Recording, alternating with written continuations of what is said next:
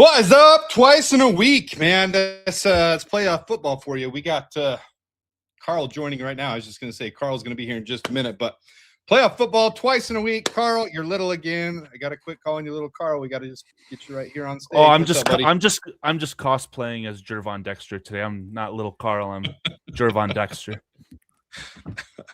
Oh, we love Jervon Dexter, right? I love the human. There's no doubt. Do we like second half Jervon Dexter of last week, though? I like your hat. Is it too early to bust out our favorite acronym on this channel? The JAG? Just another guy. That's your favorite acronym. It's infectious, though. You're wearing another Michigan shirt. We're going to talk about 15 Michigan players again today. Nah, just one. Big Blake. No. I mean, isn't that funny that we've got an NFC divisional playoff game with two 2023 national champions playing in it? Is that funny? You're talking about Blake Corum and Colston Loveland, obviously. Yes, sir. Yes, sir.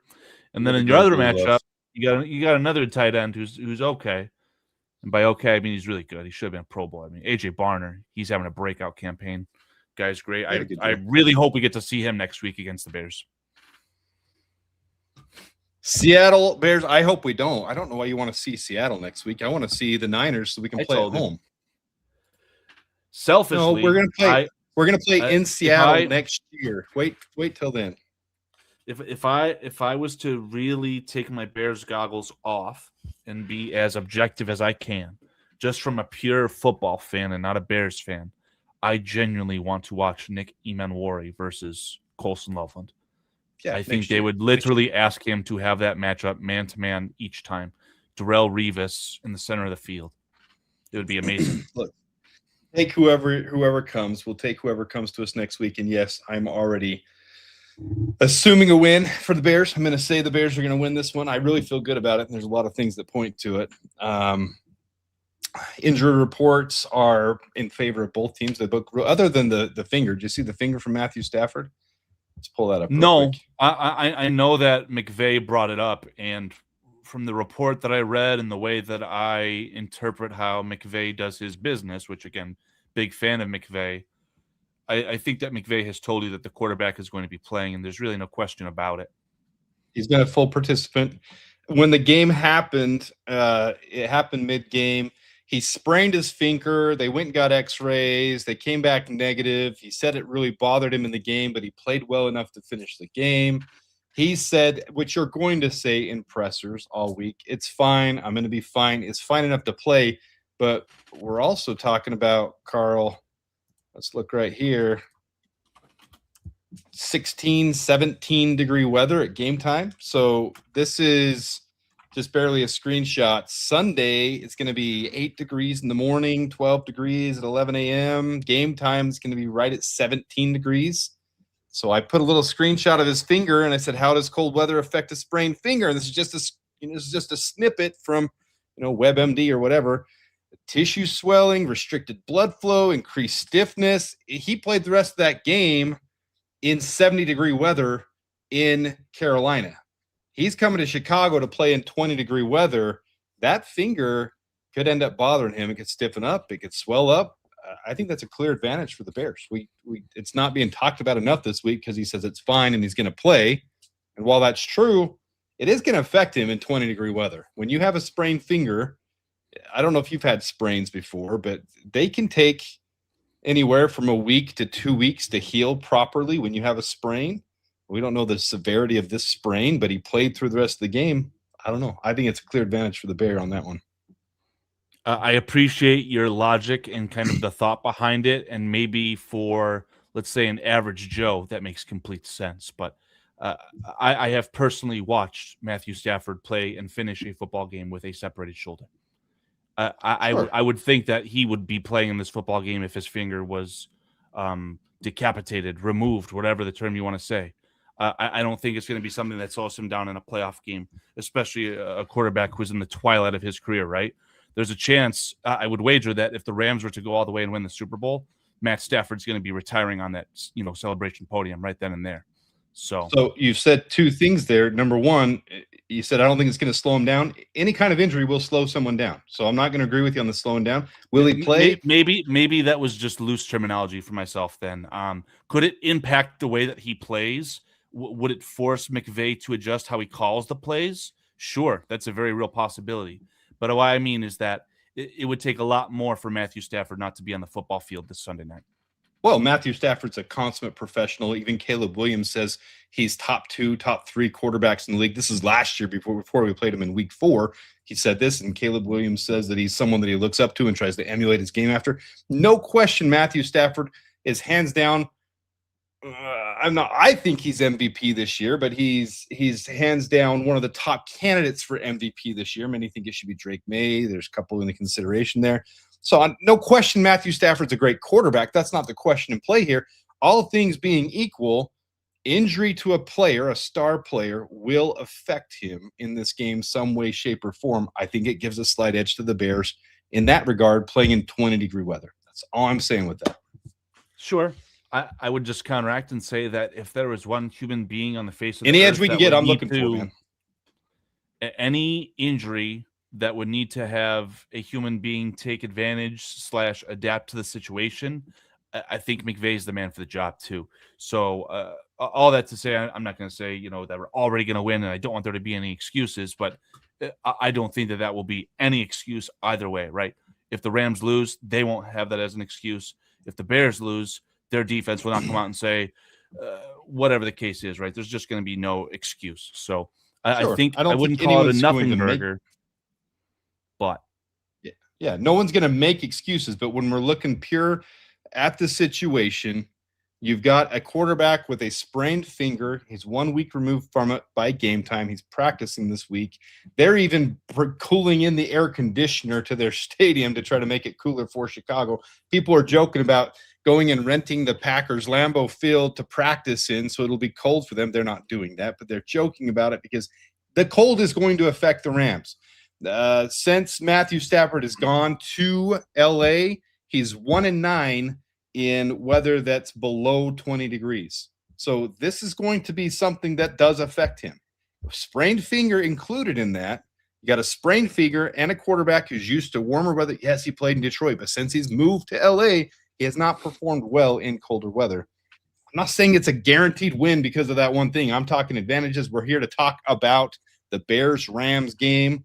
I'm saying that's a clear edge for the Bears playing at home. If this is played in SoFi Stadium in LA, it wouldn't bother him nearly as much to have 70-degree weather for that finger being sprained. You're not going to have cold weather conditions making it swell, restricting blood flow. He's going to have some kind of warm compress, some kind of something heating his hand all game to try to keep it loose, to try to keep him in best condition he can possibly, which they should do. I mean, they should try to make the best condition possible for him to be successful. And I have every faith that the Rams will do that.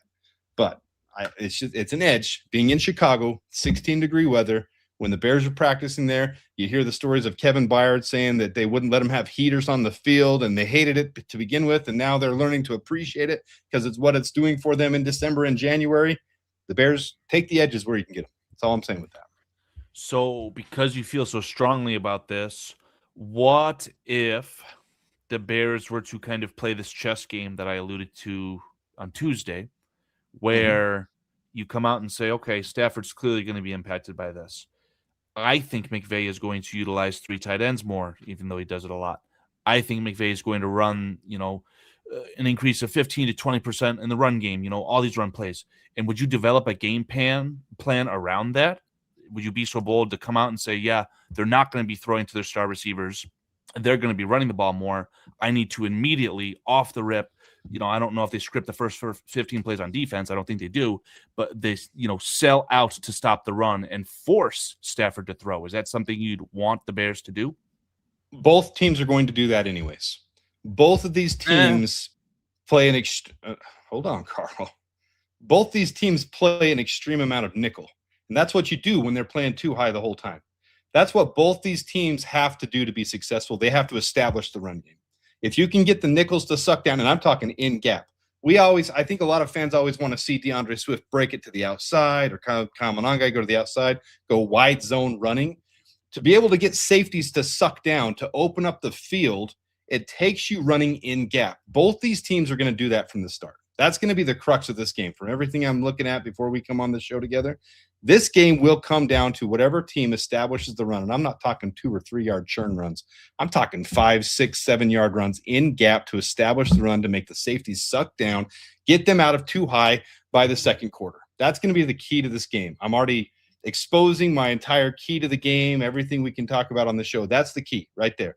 Whatever team gets the other team to break their safeties down and get them to suck in, that's going to be the team that opens up the field and gets the passing game going more, because both of these quarterbacks are really good at hitting the slants across the middle, really good at hitting the open receiver when you don't have 5 defensive backs in coverage. But when you've got 5 DBs back there, when you're playing nickel, it's hard to get something open with both of them. So it's going to come down to the run game in this game. Yeah, I mean, how can you say anything negative or wrong about that? I am very much interested in the Bears trying to force the Rams into obvious passing situations, because I think that, and the injury report would suggest this, I think that we're going to be getting C.J. Gardner-Johnson back for this game. I think that he will be playing in this football game. And I know Kyler Gordon will be playing in this football game. God forbid another pre-game warm-up injury, right? So I don't know, with a formation or a team that likes to utilize 3 tight ends so much as the Rams do, I don't know if you can have both of those players on the football field all the time. But in an obvious passing situation, that's exactly what I'd want to see, right? Have one linebacker, have Gardner-Johnson and Kyler Gordon on the field at the same time.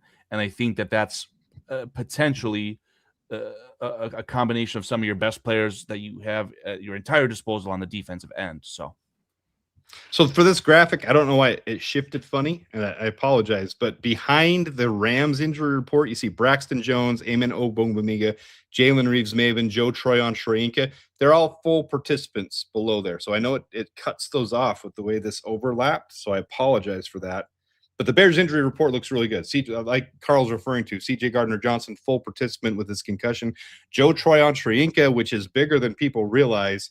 Him being back in the run game, he's a phenomenal set the edge run defender, probably our best edge at the, I don't know, Montez Sweat's been doing really good the second half of the season. So really good to have all those guys back. The only one that's really looking like he's going to be out so far, Nick McLeod, and that doesn't bother me one bit. Like I'm not even worried about Nick McLeod not being available for this game. Let him nurse that groin, cut him from the team. I don't care. C.J. Gardner-Johnson's back, and he's going to be much better. Yeah, assuming that, the swap is Nick McLeod out, C.J. Gardner-Johnson in, and you have no more injuries at the top of your pecking order there, right? Then Nick McLeod, as unfortunate as it is, it becomes irrelevant. So I fully agree there. And then just something that I think everyone who's listening to us and yourself, Adam, we know that Rome Odunze and DJ Moore are going to play. There's no question. There's nothing to consider there. They will be on the football field. I would go to Kalshi and give it everything that I've got to make sure that bet is secure. Did you see Kalshi has us with the worst? Kalshi is about to – our whole goal this offseason is to discredit Kalshi. We have the lowest odds to win the Super Bowl. And if the Bears go all the way and win the Super Bowl, then Kalshi is discredited. We take down another betting platform and screw Kalshi. That's all I have to say about that. The devil? Yeah, absolutely. The devil. Screw the devil. This will be kind of fun, Carl.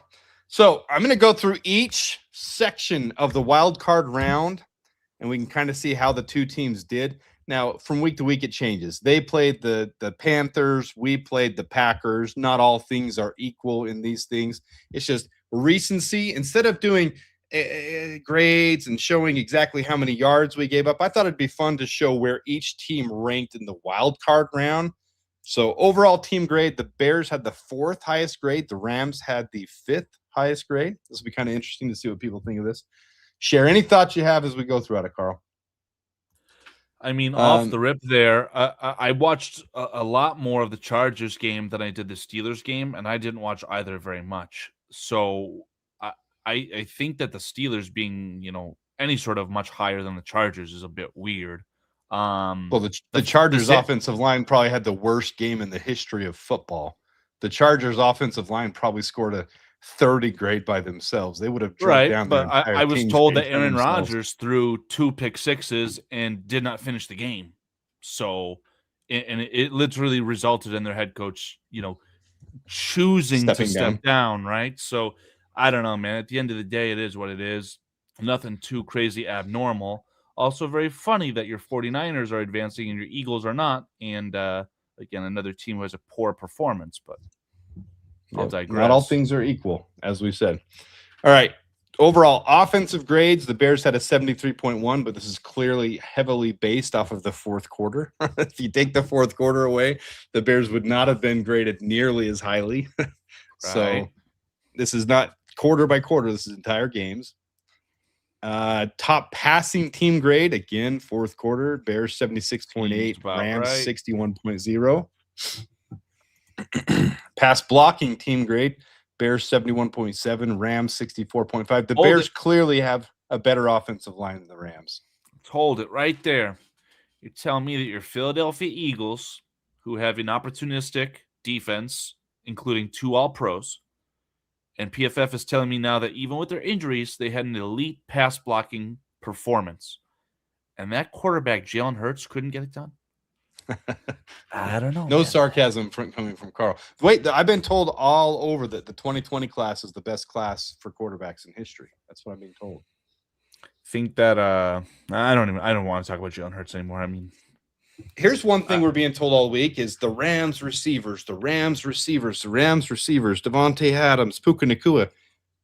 Why are we taking lightly the Bears receivers? We've said it all year. I think the Bears have one of the most stacked, best wide receiver rooms in the league. Colston Loveland, Luther Burden, DJ Moore, Odunze. I mean, that's stacked. And add to that a good receiving running back in DeAndre Swift, who had a phenomenal game this last game. I think we got the edge there too.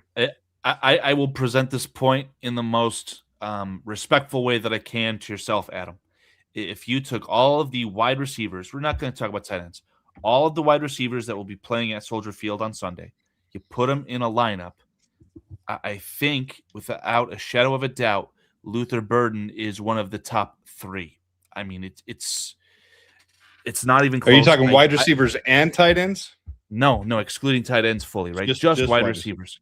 I think Luther Burden, who is well and truly on his way to becoming one of the elite of the elites, he's not better than Puka Nacua yet by any stretch of the imagination. But if Puka Nacua is 1, I would say that whatever DJ Moore, Luther Burden at the very worst is 3rd best. So, all right, let's have some fun with that.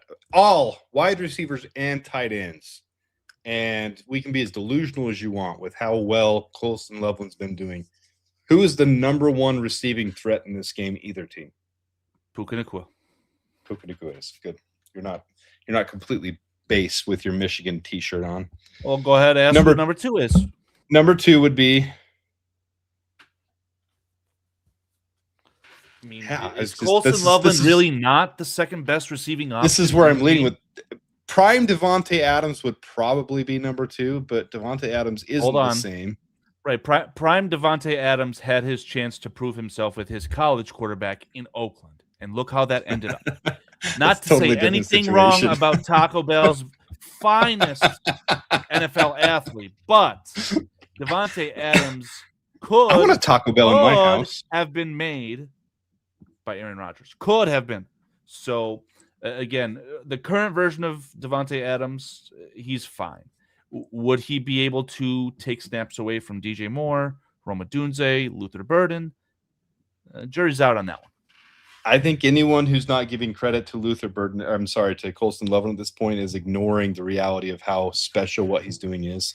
He put up the 10th most receiving yards by a tight end in a playoff game in history. Last week. That's not something that just some scrub off the street or someone who got lucky or someone that we're anointing him too soon. That's not something that happens with someone like that. He's never drops the ball once all year. One drop all year. His contested catches have gotten stronger. If you go back to my review video of him in college, that's the one thing I said needs to be worked on is the contested catches, but that he's a true Y tight end that's more of a receiver, not a contested catch, X receiver on the outside. He's going to separate, and he's doing everything we wanted him to do once we drafted him. And now this last half stretch of the season, the playoff game, he is by far one of the best receiving threats in the NFL. And I would say behind Puka Nacua in this game, he's clearly the number one threat as a receiving option. I'm with you. You hold up your Michigan. Squeegee in the chat. I will lay my ignorance down on the table. I'm not directly immediately aware of any iconic tight ends that have came out of the University of Michigan. Recently, we have produced a lot of nice talent. Loveland is at the stage where he's not being game planned against aggressively. He isn't feared like a prime Travis Kelce is yet. Maybe at some point next year he is. But the caveat here is that the kid's only 21 years old, or he was 21 when he was drafted at the very least. He is probably still learning the system more and more each and every single day, and he's only going to continue to get stronger and sharper, and the rapport with Caleb Williams is only going to get better. So I do think that for as good as he is right now, I don't think that we've even seen the tip of the iceberg. We're not even close to it. So continue to not reinvent the wheel. I would say if you're having your passing game plan, you want Colston Loveland to be the focal point again, because he was last week, and I would continue to go back to it. He was 20 when he was drafted. He's 21 now. He's got a summer birthday, I'm pretty sure. So he'll be 21 through the rest of right. I remember 22 before next season. I remember in the 1920 football drive where it was the Meet the Rookies episode, he made it very well known to Bears fans that he wanted to attend the University of Michigan a little bit early so he could play as a freshman. Mm-hmm. Then as a sophomore, he won the national championship. And then a junior, season cut short with the injury. But again, a very terrible passing offense for Michigan in 2024. Didn't matter. I said this on Tuesday. Really got to give, Phillip, you're bang on right there, man. I'm very quick to say that Ryan Poles is the general manager of the Chicago Bears by name only, but you really, really have to give Ryan Poles his credit for the Loveland pick because, again, you evaluate just the 2024 and you see a promising tight end out of the University of Michigan. Don't know if you have enough there to say, okay, he's going to be the 10th overall pick. But compare that to you evaluating McCarthy and inherently evaluating Loveland in 2023. I think, connecting the dots, you got to give the general manager by name, if anything, his praise. So, you know how on the creator side, it shows us when someone makes a comment on a video, even going back to old videos, like it'll show something someone puts. Yeah. So someone commented, and if one of you are in there, I don't mind you. I did my post-draft videos of each of the players, and I did one on Colston Loveland. And I said in that video, because so many Bears fans were saying, this is ridiculous. We have Cole Kmet. We just drafted Brock Wright. And in that video, I said, no, listen to Ben Johnson. And he didn't say this till later, but he was with Detroit. He wanted his Sam Laporta. We just got our Sam Laporta. And Cole Kmet is more like the Brock Wright, but he's twice as good as Brock Wright. So, you've got a 1-2 tandem at tight end. He really showed us that he knew what he was doing with taking that 10th overall pick. All right. Anyways, we're digress. We only got an hour. We have to get this in an hour, Carl. All right. This is what I want to get to. So we both agreed Puka Nacua is number one, Colston Loveland number two. Here's my question to you. Who is the third most dangerous receiving threat on the field? Tight ends, they had 3 tight ends. The one that won the game for them at the end of the last game when they were behind, he took the touchdown to come from behind and win. Wide receivers, who would be number 3 in your book? I genuinely don't want to disrespect you. I personally feel like it's the young man out of East St. Louis. I mean, Luther Burden is such a special athlete, and he's showing it to you in a variety of ways. With his ability to get yak after, the passes beyond the line of scrimmage. He's starting to develop a little bit more down the field. He's one of the guys who I really think that moving forward, he's going to be your deep shot guy if you retain DJ Moore and have the same kind of room, right? He's the one who has the speed in this room, in my opinion. But I genuinely feel like Luther Burden is a guy who can essentially do it all. I made a comment last, and I don't know if I did this live when I was speaking to the BCP boys. I think it was after the show. I'm admittedly I'm not too perfect on your lettering, right? So I believe your X wide receiver is your Roma Odunze, your tall, Yep. go out down the field, your primary target. Your Z is your do it all, and Luther Burden for me is the Z. I don't know if you can just peg him in there because again, I feel like this cat can do it all. Yeah, I agree with you, and I think if Rome was healthy, a lot of people are giving Rome crap for this season, yourself included. I'm going to call you out. He played phenomenal. We'll talk about that. He played phenomenal until injured, and then he struck through an injury, just like DJ Moore have. A healthy Rome Odunze, I think, would be number 3, but I'm going to put him right there because he's not completely healthy. I'm going to put him right there with Davante Adams, but I think we got the edge there, and it's just a matter of whether we can get their safeties to suck down, get the field open, and then Caleb can feast all day. Go ahead. And it's no disrespect to DJ Moore either. I don't want him to be considered the forgotten guy. Maybe, I always like to bring up this situation. If the Super Bowl is played tomorrow, right? Maybe you do want DJ Moore instead of Luther Burden if the Super Bowl is playing tomorrow and there is no tomorrow after that, right? Experience. But I'm seeing something special out of Luther Burden. We know on this channel personally that the guy was very thought of, before this year's draft, all these things. We don't have to rehash that. But to talk about Rome Odunze, again, I know the calling card in your point of view was the route running, and there's nothing that would suggest that he's not elite at that, whatever. For me, I saw a guy who could really catch contested footballs, and early on, whether it was unfair to him or not, whether it was a good play by the defender or not, he wasn't wowing me. So again, no slight on him, and the injury is what happened with him with the injury right now is not a fair reflection of what Rome Odunze truly is or can be in this current iteration, right? He clearly was the recipient of one of the best passes we've seen as Chicago Bears fans, so forever grateful for that. Again, going into a game plan against the St. Louis Rams here on this Sunday, I'm not making DJ Moore, I'm not making Rome Odunze my primary focals. It starts with your rookie class, which is really crazy for me. I love when people put random stuff. Got a little more gray on your chin. It's there. It's always been there. I'm an old man. I love the random comments. They're great.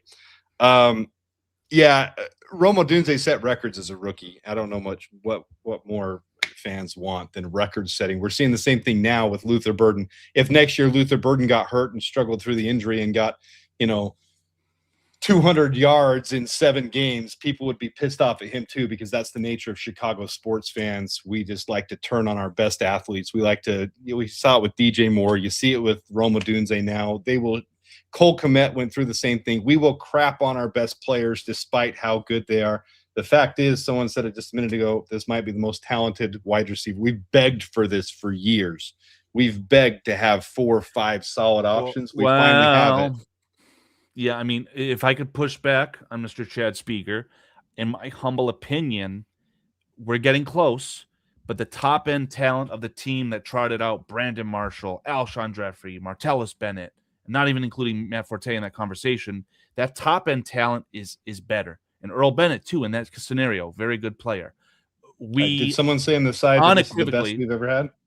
Right. Unequivocally, in my opinion, from my point of view, since I've been watching since 2005, this is the deepest cast of wide receivers and pass catchers that I have ever seen. Deepest by no stretch of the which makes it the best. Which makes it the best. I mean, when you've got this much talent, it's pretty hard to deny that this is a solid room.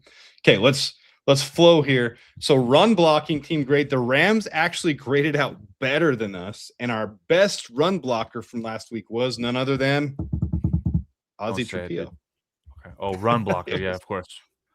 Yeah, it was Ozzie, and now Ozzie's out. Are we opening up the discussion for Ozzie? I don't know what discussion you want to have. Have we received the concrete evidence on if it's a partial tear or a rupture, or does it matter? There's rumors because, Yahoo Sports says it's a rupture, but there's nothing from Doc. They're not going to announce that. They're not going to say right now what's They have no reason to. They have no reason to make that a Okay. distraction from the team and the game. And so he's injured. He's out for the season. We don't know how severe it is. We'll find out when that time Well, comes. He's on the if IR. They don't have to disclose it. if we need to get this through in an hour, like you said, and we're gonna keep it focused in on the Rams, I will give you the lead, give you the floor, so to speak. I do have a question regarding the Aussie situation in the general sense, though. Shoot. All right. Well, in my opinion, the only way to attack the NFL draft is via the best player available scenario. We're not Let's talking say, draft. I thought you had a question about Ozzy. it is Ozzy. Essentially, it's would you replace him via the draft with a first round pick? No, that you player- don't waste first round talent when you have an established left tackle who's going to be out possibly at most half the season. I mean, Ozzy don't- Trapillo? yes. Ozzy Trapillo could be a 12-month recovery. Okay, if it's 12 months and you're going, then you have Theo Benedict and you find someone to bridge gap. You've got your established left. You don't waste a first rounder on something that's going to be a temporary bridge gap, just like you wouldn't do that with a quarterback. If you're doing a bridge gap quarterback, you don't do it for a first rounder. You do it for a starter that you have long term. I don't even want. I want to get to the Rams and the Bears. I don't think there's any way with how shambled this defensive line is when you're losing 6 out of your 10 defensive linemen. You can re-sign some of them. There's no way you don't focus on the defensive line, linebackers, safeties, cornerbacks in this draft. You take a comp pick on a third round offensive tackle again to reestablish. Yeah, you're losing Braxton. You would bring someone in sometime within the 3rd, 4th, 5th round anyways to develop and see what you have there as a swing tackle. Is Karan Amagaji going to be healthy again? I have no freaking clue. No one has any clue what's going on with Karan Amagaji. Went on the IR early in the season. Could have came off by week 8. Never did. Was it strategic? It was his, what was it, an ankle injury? I mean, it wasn't even something that seemed like it was very serious. What player? And now he's been Karan Amagaji. Did you forget he was on the team? Yeah. Honestly, I did. And that should be taken as an insult because Dead Code in the chat. Welcome back, Dead Code. I mean, he's spot on. The cat is washed. He's been dealing with an injury that he sustained at where did he come from again? BYU? I mean, this kid, very, very frustrating player from someone who I'm being told has all of the elite measurables. Figure it the fuck out. Well, sometimes it takes 3 or 4 years for a late round offensive lineman. He was taken in the 3rd, probably shouldn't have been taken in the 3rd, but sometimes these late round guys take 2 or 3 years to develop in the league, and that's just the way some positions are. So Karan, he's on the team. Yale, what are you going to do about it? He's here. Take someone in the 3rd, 4th, 5th round. Anyways. Okay, so there's your run blocking. I think some people had worse run blocking games than they normally would. Darnell Wright did not have the best run blocking game. And Jonah Jackson normally has a really good run blocking game, and they just weren't normal to their up and snuff. I don't know how well the Packers schemed against that or how much that was Packers' responsibility, but that's going to be an important part of this game is the Bears to bring that one up to notch that up this week as well. There are some interesting comments that are really lighting the fire in this old brain of mine here. So we've got a question. I think this was from Steve Rogers. He asks, who has the upper edge versus the ex-teammates of Coleman Shelton and Jervon Dexter? And then you also have to remember that last year, Jonah Jagoff was on the St. Louis Rams. So there's some familiarity there, I would say, between personnel, and it's going to be really funny to see how that shakes out. Daniel Hardy too. Daniel Hardy 2 years ago was that's where he came from when we signed him. He came from the Rams as well.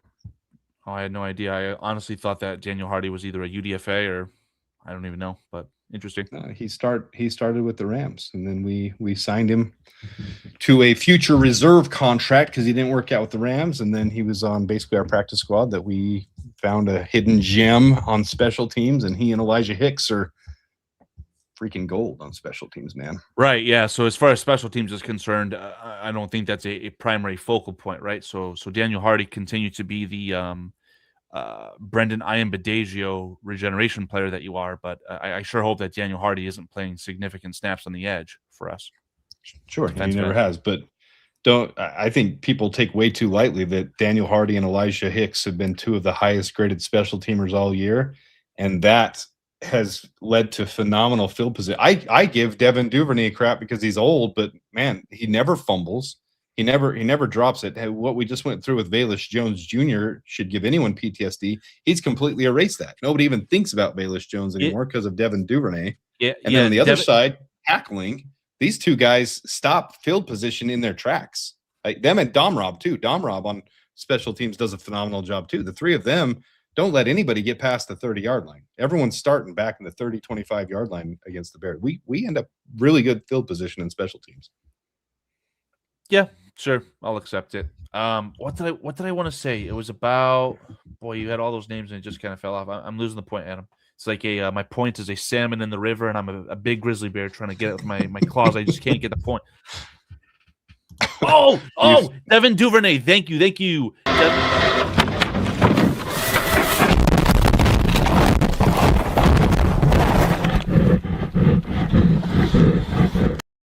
That's me getting my point back. Thank you, just giving you a moment to collect your point. Devin Duvernay is like a whole tier or maybe 2 tiers above Trent Taylor in the sense that he's reliable. He'll catch the ball, but he has just a little bit of something afterwards. And when he really wants to and we really need it, Devin Duvernay, his best game is the Chicago Bear, returning punts against the Green Bay Packers. Really fantastic job from him. Duvernay, he's never your Devin Hester guy. I think he could have. I mean, he's closer to that in his prime, but like he comes up with the most. Do you notice that those ones that get across the 50-yard line are always in the fourth quarter? Every one of them. Every time he takes one. Don't just willy-nilly attribute that to Devin Duvernay. I know there's been a rocky couple situations with Richard Hightower. I well and truly feel like Richard Hightower is the one who's able to bust out the plays. And it may not look like it. It may not be obvious because this is such a brand new thing. But it's not just, we got to have it so this guy's taking a little bit of HGH or whatever he's doing. I mean, we're calling plays, and essentially this roster, this personnel is executing, in my opinion. I have no problem with Richard Hightower. I think he's done a good job. We aren't giving up bad field position, and we're coming up with important field position and key points in the game. In fourth quarter, when we're down, we always find a way to get the ball out to the 50-yard line with Devin Duvernay, and he's a special teams coach, so I agree with you. All right, we're going to roll through these, Carl, and then we're going to get to the points of the game because we want to roll this thing within 1 hour. I got a kid at Taekwondo that starts in 1 hour from right now, so I got to finish this in 20 minutes to get there in time. And Carl has BCP. Are you alluding to the fact that your daughter might be able to bust out the Taekwondo on you if you're not, in shape, if you don't play it by the letter of the law here? She would pull the sad face on me and make me feel like terrible. That's even more harmful. That's even more harmful than some Taekwondo. She's got the 4-year-old. I can't even do it, but like looking up and yeah, man, she's little pinky. She's got daddy for sure. Wow. All right. Rushing grades. This is something that Ben Johnson referred to this week that needs to improve. We have to establish those in gap runs to be able to get their safeties to suck down so that we can open up the field for Rome Odunze, for Colston Loveland, for Luther Burden, for DJ Moore. We have to establish the run in this game. And if we don't, you're going to see the ugly same old Bears go first, second, third quarter until we get the adjustments made and then finally make the adjustments. And that's the big difference when we make the comeback is when the run game gets established. And you notice the difference in the second half of last game. We absolutely shut down the Packers run game. And then our safeties could sit back, and you've got 5 defensive backs in safety because you're only rushing 4, and you're still shutting down the lanes. And the switch-offs between Jaquan Brisker and Kevin Byard and Nashawn Wright and Jalen Johnson, those are going to be important to shut down the Rams. So if we can shut down in-gap integrity too, I feel like I'm just spewing way too much, and I apologize. In-gap integrity, stop the in-gap run, shut them down, and make it so that we can switch off with our safeties and our cornerbacks and have good coverage, then I don't think we have a problem with the Rams. I think it'll be a dominant win by the Bears. And I'm not trying to be a homer, but as I watched the weaknesses and the strengths, and I did my review for this game for our show, like I really feel like it comes down to, can the Bears let's get to the defensive grades. The Bears 6th, the Rams were 3rd, but run defensive grades, the Bears were 2nd, and that's all because of the second half. We showed it on the other episode where I talked about the win over the Packers. 7 yards on 6 attempts in the second half. If the Bears can somehow muster that up in the first half, and they can, Jervon Dexter and Grady Jarrett had, I was watching the All-22 again, Grady Jarrett had what we signed him for. We signed Grady Jarrett to be that. And if he can do that in this game and stuff them the way he was, I mean, he wasn't getting pushed around by anybody. He was pushing and forcing guys around, and it was noticeable. They weren't, I mean, 6 carries, 7 yards is all they got in the second half. If we establish that again, this team will have an identity, and it won't be tough to be able to stop the Rams. I mean, they've got 2 good running backs, Kyron Williams and Blake Corum, same as the Bears, a very similar situation. DeAndre Swift and Kyle Monangai. I mean, it's almost apples and apples. It's almost the identical type of same thing. And whatever team stops that, whatever team gets the stuff on the run in the gap run, then there's going to be a huge clear advantage. Yeah, it's interesting looking at the flip side of that. Essentially, would be the Bears' offensive line versus the Rams' defensive line. I think that those, in a vacuum, could very well be the 2 strongest groups of positions between all teams in the entirety of the football game here. So if you're the Chicago Bears and your offensive line is playing at the level which I feel like they have all year, which is absolutely iconically elite, if you get your running backs to the second level, I mean, who are these linebackers that these guys have? Do they still have Roseboom? They got Landman, Jagman. I mean, those linebackers, the second level sucks. The third level, I thought I saw that they have a captain that the Rams re-signed in season, Quentin Lake. Their secondary is terrible. I was gonna say, like, that's inflated. That's a hallucination attack. Their secondary is garbage too. So as long as we don't allow Kobe Turner, the great Kobe Turner, to absolutely destroy us somehow, some way, I think that our offense could definitely put up a lot of points. And I was listening to the boys on ESPN 1000, and I think they made a good point. I mean, I think one of these teams is going to take 35 points to win the football game. I'm very confident that the Bears could reach that. Don't know if they will, but I wouldn't bet against it. What happened to Sean Dolac? He was the linebacker that was playing really good at the end of the season for them. I'm trying to look it up right now. Again, in the spirit of putting my ignorance right here, right now on the table, I have never heard of that human being. Yeah, I know Roseboom plays for the Panthers. It's a joke, CMD. So it's to allude to the point that the second level, third level players for the Rams are just absolutely garbage. I thought you were talking about Nate Landman. I'm looking at their roster right now. Yeah, I said Landman, and then, yeah, but it's the same thing, right? A Jag is a Jag, just another guy. I mean, these guys are nothing burgers. I mean, legitimately, DeMarco Jackson would be a strict upgrade to any of those Jags.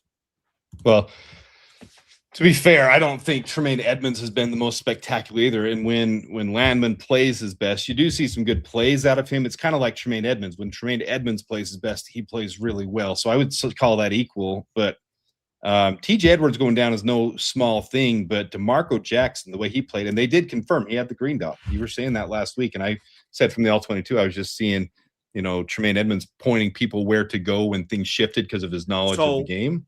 Right, exactly. You can make the call, you can be the green dot, but the leader, right? There's no jokes about it. The guy who's going, it's Chicago, and I'm so happy he said the actual phrase one time after the first Packers win at Soldier Field. He's a leader, he's intellectual, but he's not smart. calling the plays. You take any other quarrels we have with Tremaine Edmonds and being overpaid, because he's actually a really good linebacker, probably a better Will linebacker than Mike linebacker, but his knowledge of the game is very valuable on this team, and you could see that pointing out when he was pointing to Jalen Reeves-Maybin in the snaps he was in, where to go. And DeMarco Jackson, hey, look at this, they're shifting, run out there, and DeMarco Jackson, like a bullet, went out there and covered their running back, whoever 35 was, I don't remember, on the Packers, is their backup, Watts something. Anyways, not Jacobs, but ran out there and covered him and did a good job, and it stifled Jordan Love, and that's the play where because of how quick DeMarco Jackson got out there, because Tremaine Edmonds pointed him out there, ended up no one was open, and Jordan Love had to dirt it and ended up, being a intentional grounding and lost yards. That's what Tremaine Edmonds brings. So I do think the Bears secondary is a little stronger. Our safeties are a lot stronger, especially if Jaquan Brisker plays like he played this last game. We'll get to the last couple ones on here. Add to stage. So there's the run defensive grade. The Bears were significantly better. Tackling grade. This is not just the front four. This is the entire tackling, and we missed quite a few tackles with, especially the first half, with our cornerbacks and our safeties.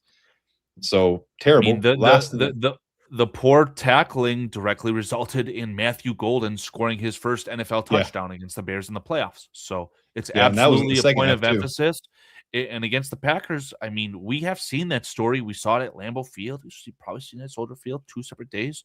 My God, man. I mean, it starts with, I don't know who it starts with, but I'm seeing these whiffs, these loafs, if you will, from Jervon Dexter, again, to a lesser extent, Jaquan Brisker. It's the whole team, so it needs to be a focal point. I agree with this grade from PFF wholeheartedly. If Andrew Billings plays in this game at all, I'm gonna have some kind of 4-year-old child fit is what I'm gonna have in this game. Here's a good question. We've been alluding to it. I don't know how to articulate properly, schematically, to help people understand, but how would you stop Puka with our defense? Number one, you have to establish stopping their run. When you do that, you can play nickel all game long with 5 defensive backs, and you can put 2 on Puka.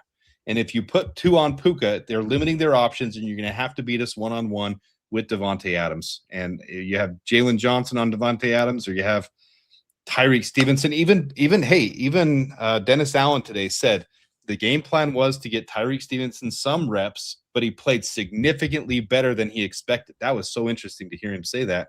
So hopefully Tyreek's coming around, and we're going to see a little bit more of him this game, because if he's ramping back up and getting back to, the best Tyreek we've seen, that's the best thing for the Bears, to be able to have Tyreek the best he's been. But stopping the run will make it so we can just have 4 up front and be able to double on Puka, and that's the best way to stop Puka, is when you have 2 guys on him.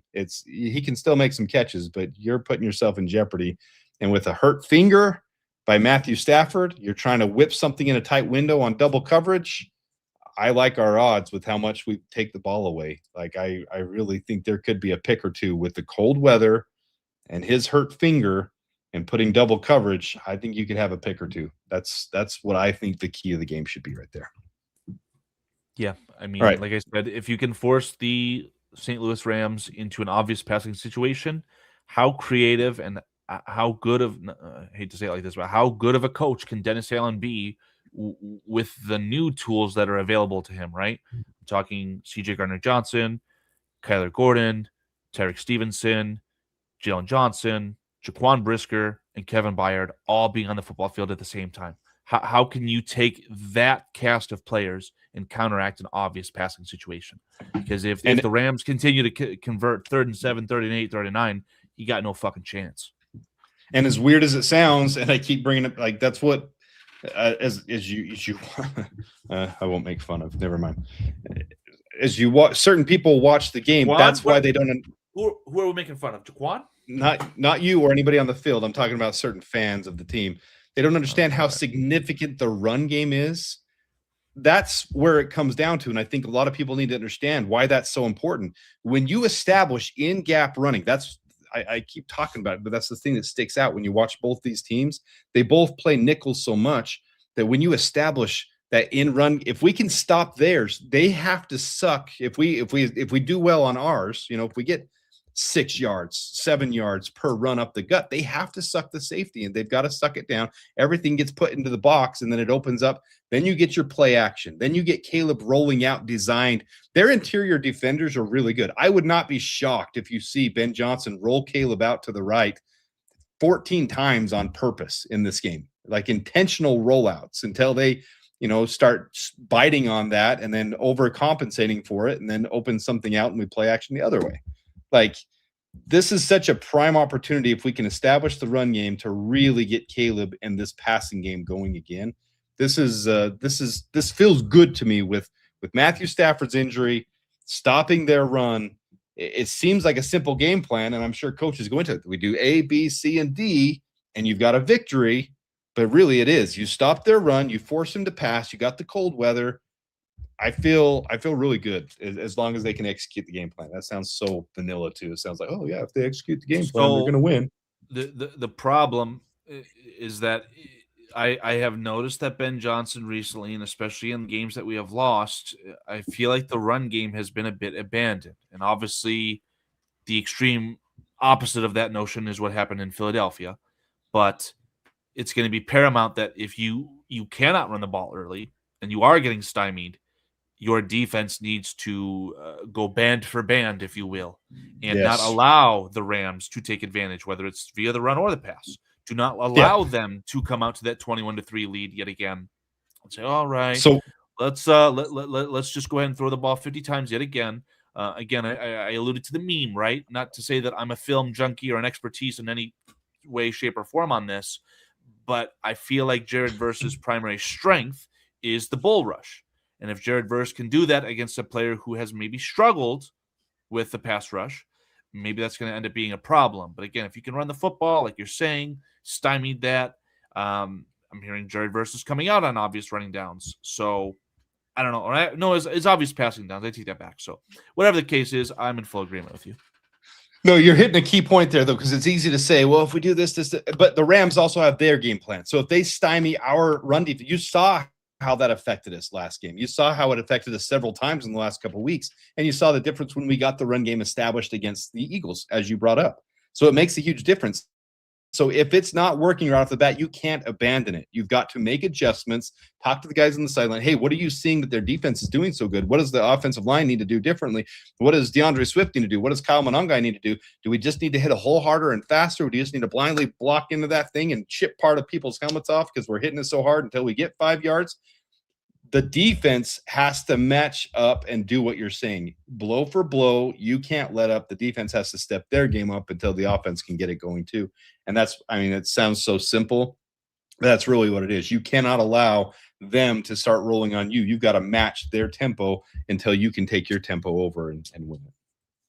I just hope that one of these running backs gets an opportunity to see the second and third levels because, again, I feel like for the St. Louis Rams, their linebackers, their safeties, cornerbacks, whatever you want to say, anyone that isn't that front four, that startling defensive line that the St. Louis Rams have, anyone else in that defense is a J-A-G? G-A-G. Yeah, it's J-A-G. Just a jag. Just another guy. Yeah, Carl, I feel good. I feel good about this game. I really do. That's the one thing I want to reiterate here. I feel really good about this game. The national media, no one's giving us credit, but in reality, the way that defense played in the second half, if we can get the run established and Matthew Stafford's hurt finger, all those things line up. I feel like the Bears have a huge advantage here, and it's their game to lose. It's not, oh, you have to come from behind in heroics. It's our game. I think it's going to be a close game. I don't think the Bears will, pull away and dominate from start to finish. I hope the Bears can build a lead and not have to come from behind. But I think this will be something like a 24-17 type of win or a 24-20 type of win. But I'd like to lead from start to finish. And I think it's possible with that type of game. And if you can shut down their run, and if that finger starts, bothering Matthew Stafford, it could get a little bit ugly for the Rams. And we could find ourselves, possibly the Niners game will be before ours. If the Niners win that game, possibly hosting an NFC Championship game next weekend. Yeah, this is going to be really hard to articulate, but again, with all due respect to the Bears, I don't think that they're capable of winning in blowout fashion, but I know that the Bears are not capable of being blown out either. Like, it's going to be a close game no matter what, and I think that the only way that this is a lower scoring game, what did you say, 24-17? 24-17, 24-20-ish. I think that's going to be something like that. I don't know if that's necessarily a lower scoring game, but the lower the score, I think that the better the running attacks will be, in the sense that you'd only not be scoring points because you'd have less time because you're running the clock effectively. You're eating the game. All right, what's your prediction, Carl? I'm going to say my official prediction is 24-17 Bears. That's going to be my official prediction. I want to give you a weird score. I don't know. I can't get out of my head. I'll say 31-28 Bears. Does it Can't involve come up with a weirder number? Do we get a safety on Matthew Stafford? Oh, that would be fun. No, it's definitely going to be a 4-touchdown field goal performance from the Bears to the tune of 4 measly touchdowns from McVay's Rams. All right, I'm changing mine because of what you just said. I want a safety. Bears win 26-17 with 3 touchdowns, a field goal, and a safety. I like it. Why not? I love it. All right, what's on tap for BCP? This is the fluffer for BCP. What do you got on tap for BCP, buddy? Well, I hate to break the news like this, and I need to talk to Dan. I'm not sure I'll be participating tonight. Work has just been garbage, so I got to catch up. But it's a shame. Garbage. I'm going to step down from the podium to allow all the stars to shine. I'm going to take one for the team on BCP because tonight, to my understanding, for the first hour, BCP will be having none other than the former passing yards leader for the Chicago Bears, Eric Kramer. First really? Hour. Hey, tune into that, guys. Check that out. And then afterwards, and I'm sure there'll be a little tiny bit of overlap. Maybe there's a lot more overlap. Your favorite former NBC Chicago's contributor, Mr. Glenn Morgan. I love Glenn. Glenn Morgan will be on. That'll be amazing Glenn as well. Morgan. And then I don't know how much BCP you've been watching. BCP has adopted Shriram, who always has the feel good. He is a fan similar to myself, but started a little bit earlier, so he has a little bit more experience. And I like his takes a lot too. So Shriram always adds to it. I think it'll be a packed house with Dan, PJ, and Foster as well. So if I find myself on there, don't be surprised. But again, if I don't show up, don't be surprised either. Well, I'm going to be watching some cute little girl, kick some punching bags and do some obstacle courses and going, and yes, sir. Have we considered putting Jared versus Face on one of those punching bags for your daughter? Have we considered that? Taekwondo's very, very disciplined. I'll do it at home. and there you go. It'll be fun.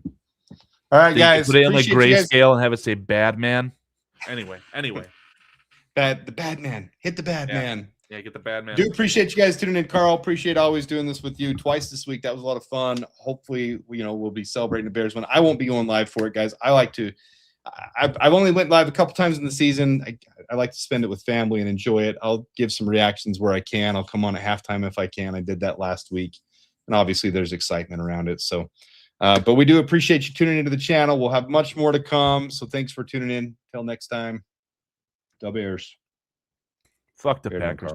Bear down, sports making Chicago proud.